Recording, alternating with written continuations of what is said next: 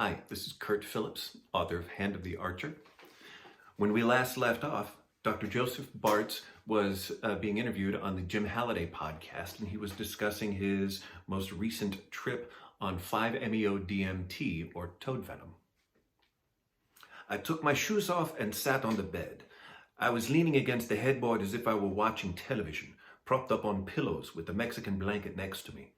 Carmen opened up a leather dop kit and pulled out a pipe that looked to me like a clear glass miniature of the plumbing underneath the kitchen sink, along with a vial that contained a capsule of crystallized toad venom. She sat in a chair next to the bed and prepared the pipe, screwing it all together.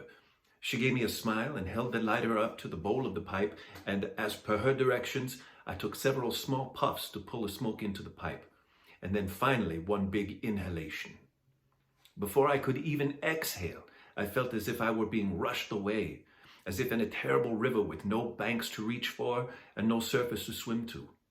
I looked around, but whatever direction I looked, I felt as if I were being swept away in the opposite direction.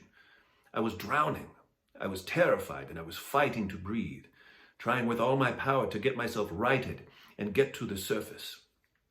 I tried to scream, even though I was underwater. I screamed again and pleaded with the river. I remember being pulled in all directions, ripped apart by the current. I was being disassembled, exploding and expanding. Yet as I was being decimated, I also felt like I was being combined with all other things, all other beings, all thoughts, all consciousness. It went on until I had merged with all things. So deeper into consciousness, deeper into oneness I went, until the water became space, the universe. I was among the stars, and there was no distinction between the stars and myself.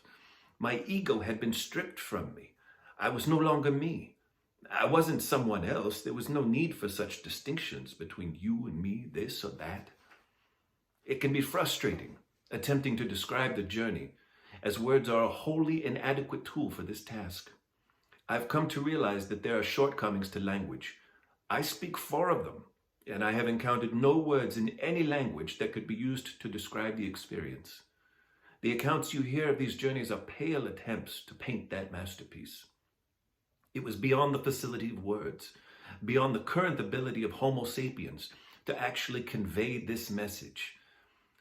I simply was. I was. The Hand of the Archer. Now available on Kindle Unlimited, and if you're in Austin, Texas, stop by Book People at 6th and Lamar. Happy reading.